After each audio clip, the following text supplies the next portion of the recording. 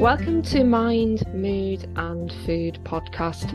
I'm Margaret Bell, founder of Naturally Empowered Health, gut health expert, anti-diet coach and author of True Taste. And I'm here with my partner in crime, Adele Derbyshire.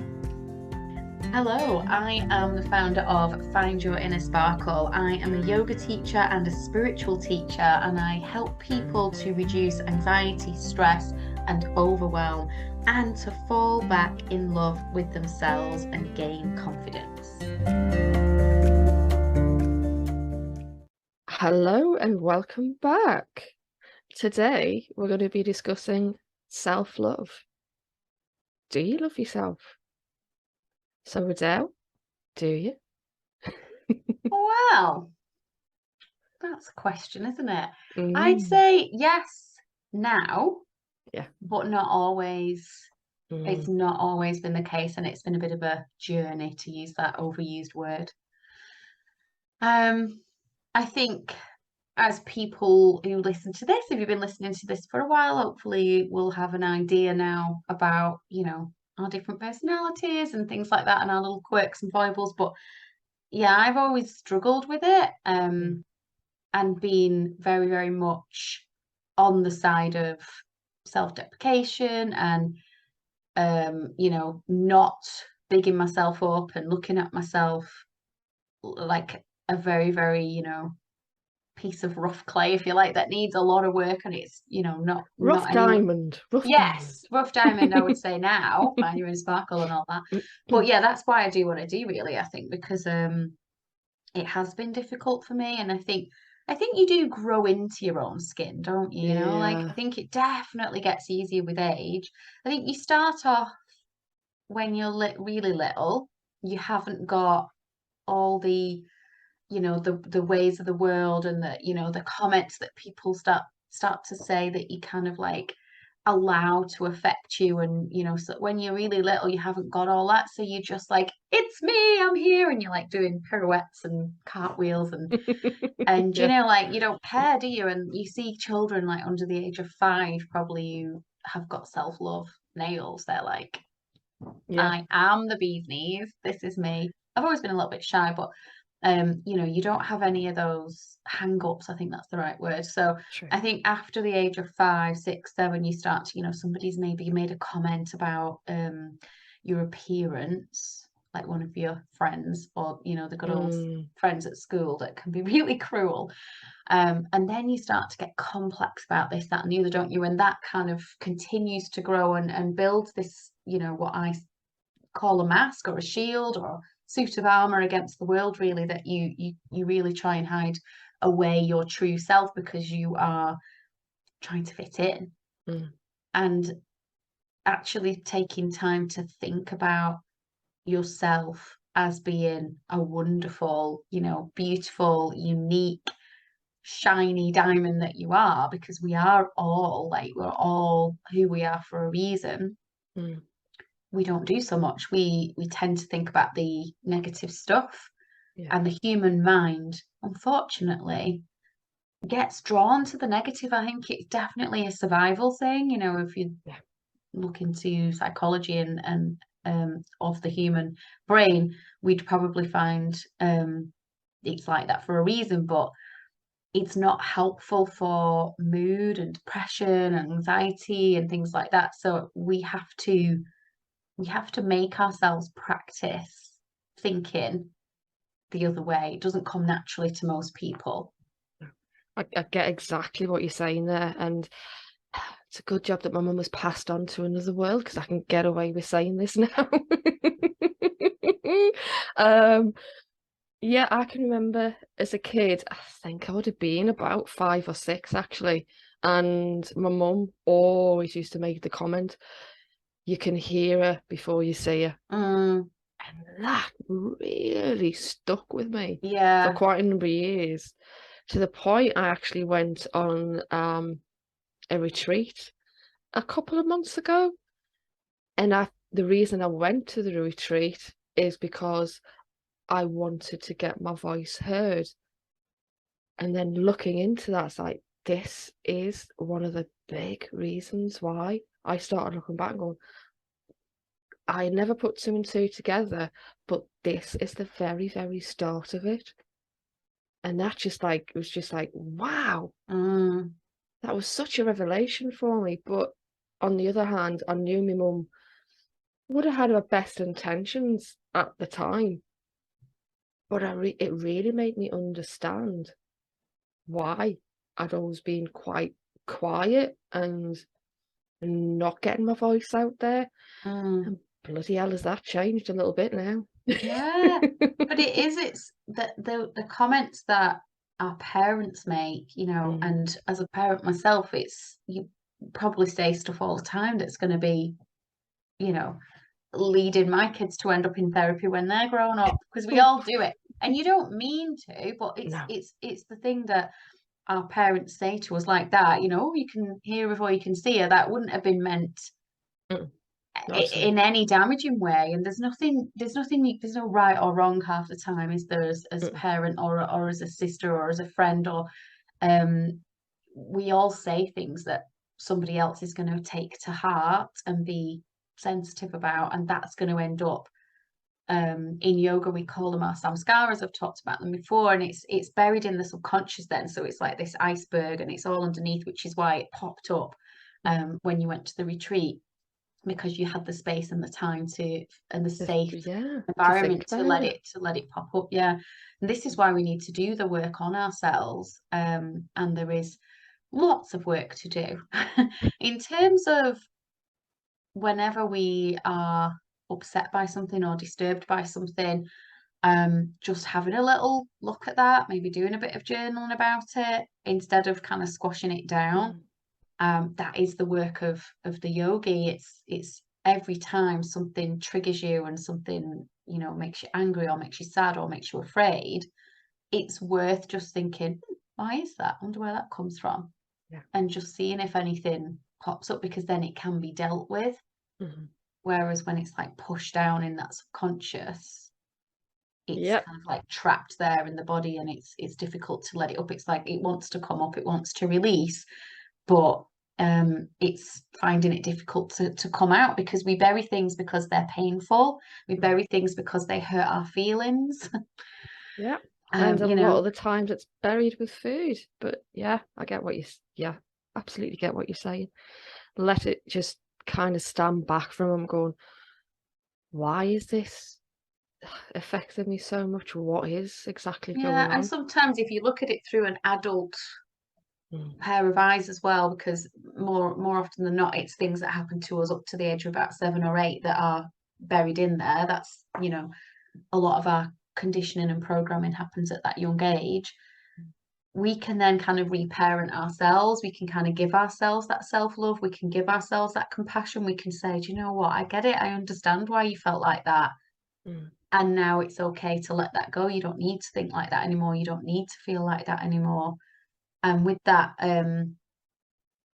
you know, even if your parents have passed on, you can't sort of have a conversation about it, but you don't even need to. No, definitely don't. Like, I think it's probably better sometimes to do it yourself, or to talk to, you know, a therapist or a coach, and to reparent yourself, because, you know, if you're looking for that validation from somebody else, like sometimes I think we can be, you know, if something was said, a hurtful comment or something like that when you were younger, and then you try to address it with that person, they might still have that opinion. They might still, you're just going to end up feeling hurt all over again. So sometimes it's better to process it yourself, and to know that you can give yourself that self-love, and give yourself that permission to let that go now, that you don't need to carry it around. And we carry everything around like in the army when they do those trainings, and they've got the bergens, as they call them, on, they're full of baggage. And we're trying just through our journey through life just to let go of some of that, and just to put it down and say, I don't need to keep hold of that anymore. It's not serving me. No, I'll put it as an analogy, if that's the right word, which a lot of clients is, you're holding on to a heavy winter coat. It's time to just take that off and let it go. Even though we're coming into the winter now. Yeah. Well, I can't remember when this is going to go out. We need to Neither get do I. back in because it's not going out for a few weeks, is it? But I think just to give a few tips on how to maybe help with this self-love, because I think it's something that a lot of people struggle with. It's quite common. And one of the things that's helped me is letting go of perfectionism. Yeah. And that, I know you you resonate with this as well, Margaret, that need to be perfect, that need to have everything, all your ducks in a row, Yeah. and to never make a mistake and never let anyone down. And if you're that kind of person that perfectionism resonates with you, because it doesn't with everyone, but a good proportion of people it does, that's going to get in your way of loving yourself, because you're constantly going to be criticizing yourself. Mm. Nothing's Mhm. ever going to be good enough. And it's the standards that you are setting, nobody No one else. else is. Yeah. Why set your standards so blooming high that you can't never reach them? No. And what does perfect look like? So you never do reach it. So it's just a really, really ridiculous bar Mhm. to set for yourself. Yes, do your best, with whatever you're doing at any one time. Give it your best, do your best, show up, care about what you're doing, give it that passion, that drive, that commitment. I'm not saying, you know, turn into a complete bleep and not care about anyone and just, go, oh, well, Yeah. turn up when I want, gonna Yeah. do what I want, gonna say what I want.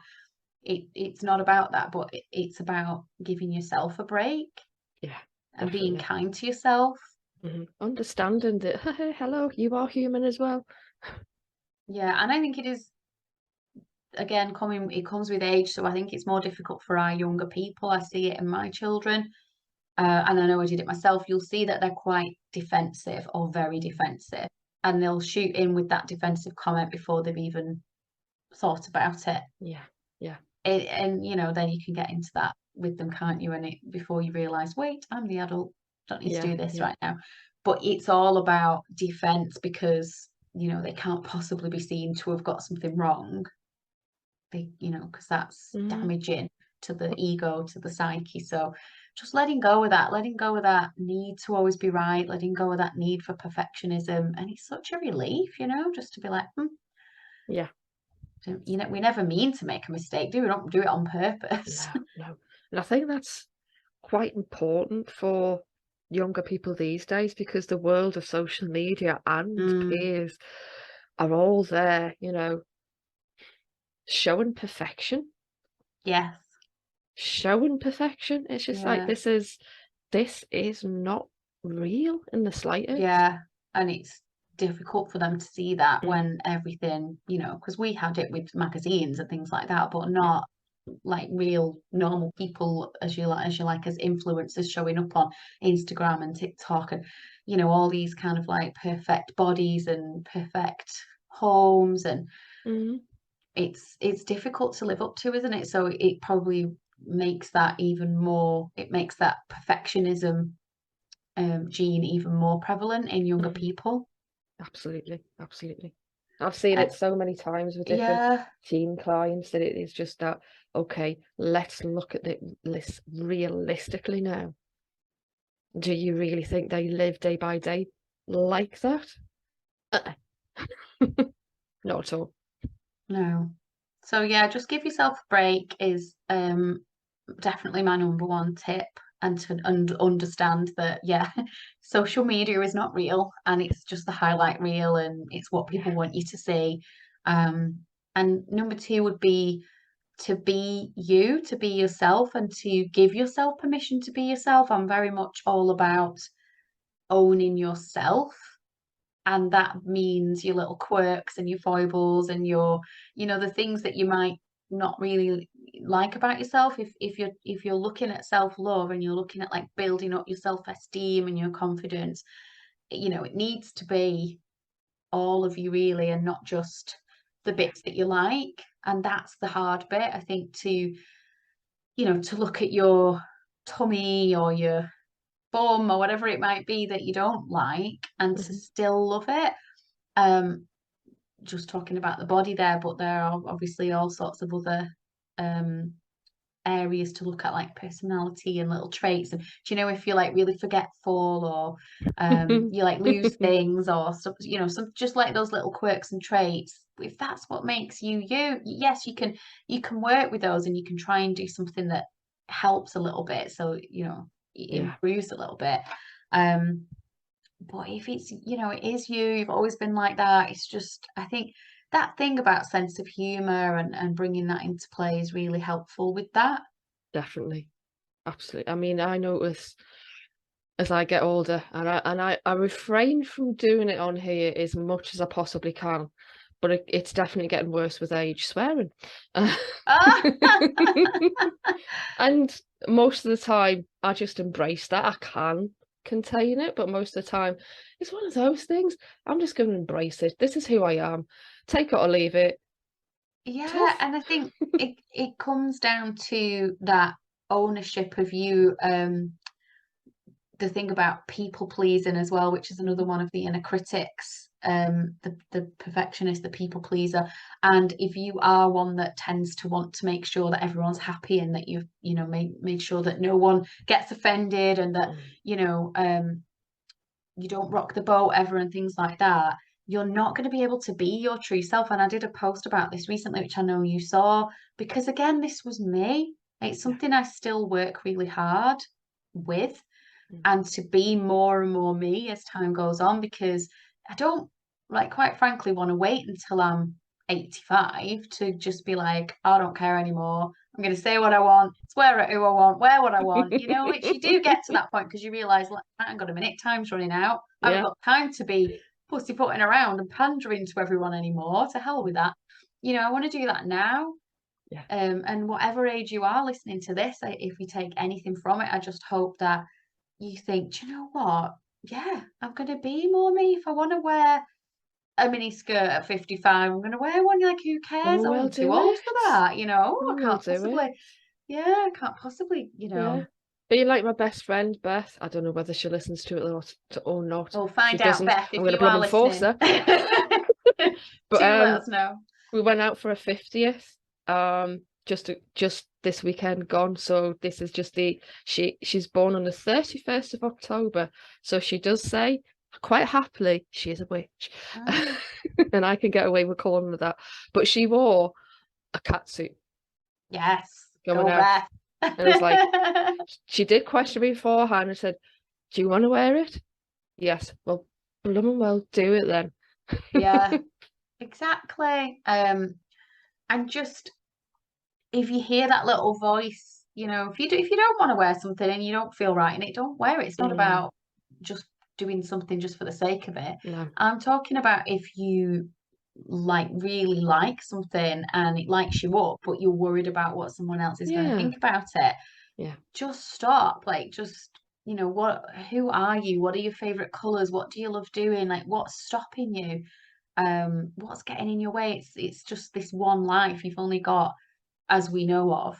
Mm, You know, this, go at it. So if we keep hiding our light under a bushel and stopping being who we are meant to be, it's a shame. It's kind of a waste, isn't it? yeah. Because And to believe spend me, all that time thinking about, oh, I've got a bit of a double chin, or I've got a bump here that I don't like, to waste time thinking that instead of looking at all the great things, it is such a shame. yeah. And believe me, no one else is looking at your double chin or They're anything because they're not. all worried about their own. They're all worried about their own as well. Yeah, She that's says with it. a polo neck. Because I can't remember the quote now, but there's a line that I heard recently about this kind of thing. It's like, don't flatter yourself. If you think everyone's thinking about you, you know, don't flatter yourself. No, They're not, no, no. because they're too busy. It's like when you go to a networking meeting, isn't it? And then they're doing that Yeah, horrible thing where you go around the room. People aren't really even listening to your bit, because if they've not done their bit yet, they're just like, oh my god, oh my god, oh my god, what am I going to yeah. say? And if they have done their bit, they're going, oh my god, what did I just say? And no one's listening to your bit. You only have to notice your own behaviour Yeah, when you yeah. go to one of those things to know that's true. Very much so. Yeah. Whoo, flip a neck. Very good. So yeah, just be you, embrace your you-ness, quirks and all. Yeah, embrace your uniqueness. Yeah, and celebrate that. Celebrate those little quirks. I think more than ever as we emerge into the perimenopause, menopause arena, which I definitely am. Oh yes. And I know we're going to be talking about that soon, so stay tuned if you are a woman of a certain age, or that you have a woman of a certain age in your life, because we are going to be definitely heading into this ourselves. So diving into all things about that soon. I think this self-care and self-love is needed more than ever, because you can start to feel a little bit insignificant, or like you're losing some part of you. It's that cycle of going through this change. They do call it the change, don't they? That can have that effect where you feel like you're becoming invisible, you're disappearing, or maybe your mood changes so you feel like you can't be arsed with the self-care, and so you start to not bother doing your makeup, doing it, whereas if you've always done that before, it's like what's going on? Making yourself just do those little acts of love and self-care. That self-care might be putting a little bit of lipstick and mascara on. That's not to say if you don't wear makeup that I'm saying you've got to, because not at all. It's just that if you do normally, like I'm somebody that does normally put a bit of makeup on every day, if I start to notice that I've stopped doing that at some point, I'm going to be aware of that and hopefully go, no, hang on a minute. Yeah. If there's a way I can put it, do you do? Yeah, do you?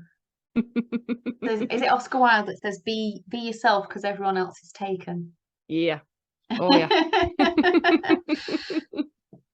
You do you, I'll do me. Exactly. Exactly. Oh, that was fabulous, Adele. Thank you so very much. Very insightful, and hopefully a few chuckles along the way as well. And as we said, we will be diving into perimenopause and menopause, in quite a few up and coming podcasts. So if this is something that you're really interested in, that you've got a specific subject that you'd like us to cover, then please let us know. And when it comes to liking and subscribing, then absolutely go ahead and do it. But thank you very much, Adele. That was very insightful. I enjoyed that one. Thank you, Margaret. Thanks everyone for listening. Bye. Bye.